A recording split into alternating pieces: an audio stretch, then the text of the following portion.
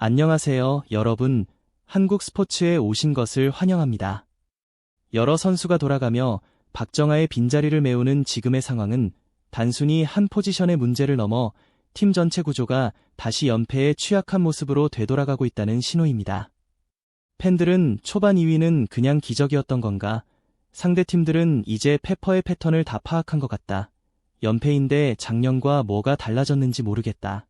선수 기용도 전술도 팀 메시지도 그대로다 와 같은 반응을 쏟아내고 있습니다. 박정아 재정립, 그리고 장소연 감독의 진짜 결단.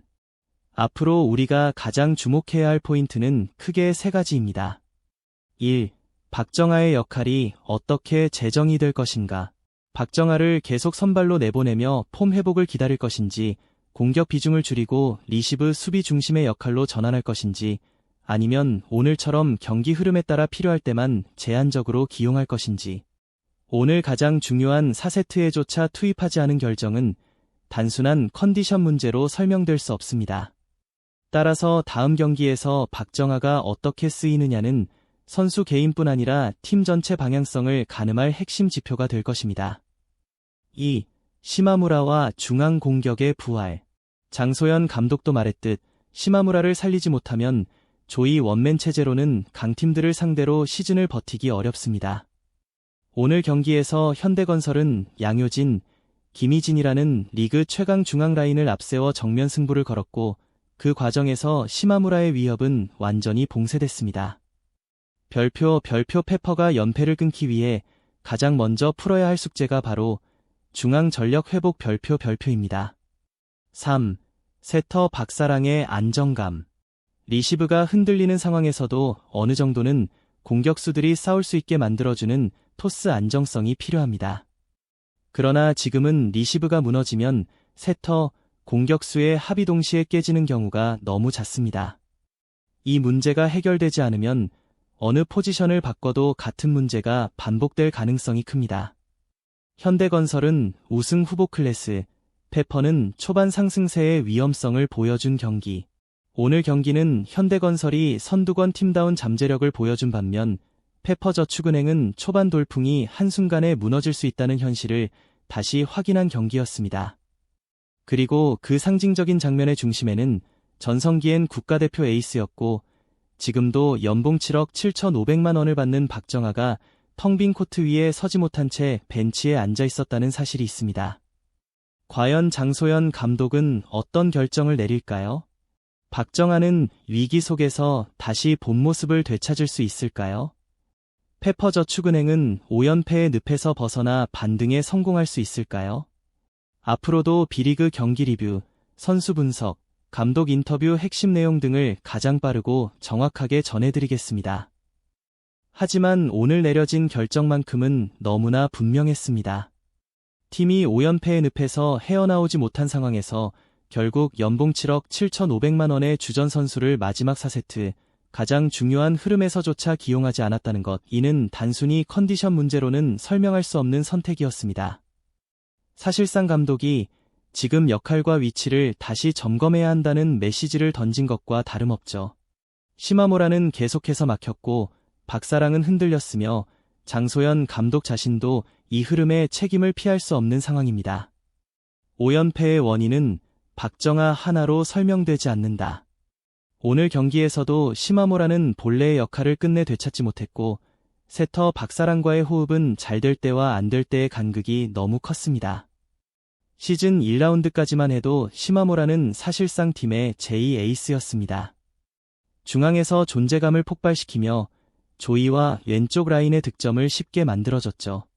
하지만 최근의 연패 흐름 속에서 리시브와 수비가 무너지며 시마모라를 살릴 수 있는 깔끔한 중앙 속공은 거의 사라져버렸습니다. 오늘도 가끔 득점은 나왔지만 경기 흐름을 흔들 만큼의 존재감은 보여주지 못했습니다. 경기 후 인터뷰에서 장소연 감독은 상대에 대한 준비는 더 철저해졌지만 연패 기간 동안 수비가 매우 불안정해지면서 경기력이 잘 나오지 못하고 있다고 밝혔습니다. 그리고 중앙을 더 발전시키고 사이드 득점으로 연결시키겠다고도 했죠. 그러나 이 과정이라는 말이 팬들에게는 이제 너무 익숙한 핑계처럼 들리기 시작했습니다. 초반 돌풍이 사라진 이유.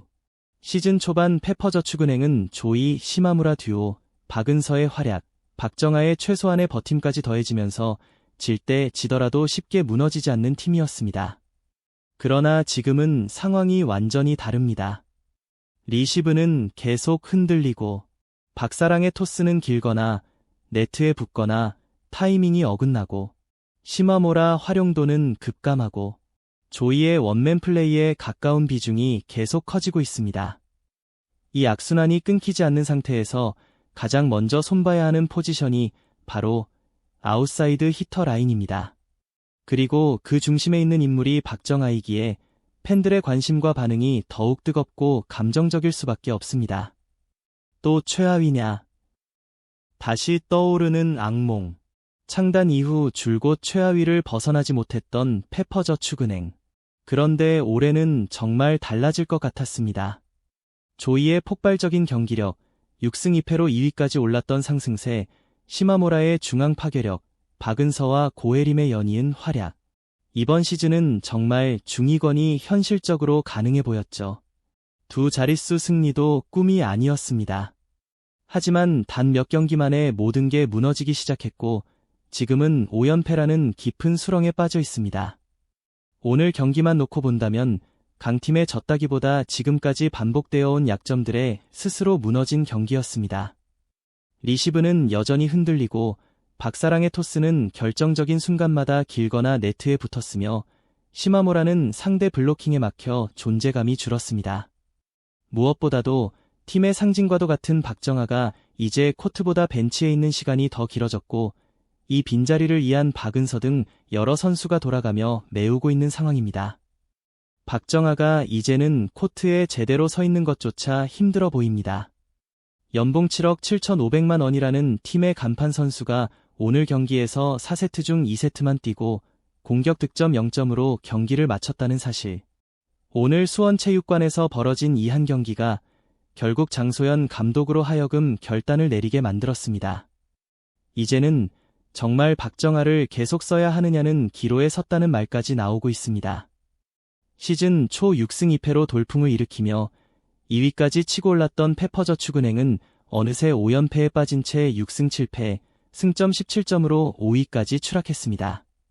4년 연속 최하위라는 악몽이 다시 고개를 들고 있는 상황이죠. 오늘 영상에서는 페퍼저축은행과 현대건설의 충격적인 3라운드 맞대결, 최악의 5연패 흐름, 연봉 7억 7,500만 원의 박정아가 왜 더 이상 코트에 나서지 못하는지, 시즌 초반의 상승세는 왜 이렇게 빨리 사라졌는지, 그리고 장소연 감독과 세터 박사랑 시마모라까지 지금 페퍼저축은행에 무슨 일이 벌어지고 있는지 깊이 있게 살펴보겠습니다. 박정아, 더는 뛸 수 없다. 결국 칼끝은 벤치로. 팀 내 최고 연봉자인 박정아는 이날 4세트 중 2세트만 소화하고 공격 득점은 단 1점도 올리지 못했습니다. 기록지에는 아예 공격 시도조차 없었다고 남았는데요. 경기 내내 기회가 거의 주어지지 않았고 리시브와 수비에서 흔들리는 모습을 보이자 연달아 벤치로 교체됐습니다. 시즌 초부터 이어진 기량 저하와 자신감 하락, 그리고 역할 축소가 결국 오늘 경기에서 폭발한 것입니다. 결정적인 세트에서조차 기용되지 않으면서 사실상 비중이 크게 줄어든 선수로 자리매김하고 말았습니다. 팬들의 반응은 더 차갑습니다. 연봉 7억 7,500만 원이면 코트에서 팀을 이끌어야 하는데 이제는 팀이 부담을 느끼는 수준이다. 이건 선수 보호가 아니라 에이스 정리 수순 아니냐. 이런 댓글들이 커뮤니티를 가득 채우고 있습니다. 시즌 초반 잠시 가려졌던 문제점들이 결국 박정아의 포지션에서 가장 먼저 터져나온 셈입니다. 실제로 방출 여부는 구단과 감독이 결정할 문제지만 이미 팬 여론은 상당히 기울어졌다는 점이 중요합니다. 장소연 감독의 경기 후 발언 계속 논의 중. 도울 방법 찾고 있다.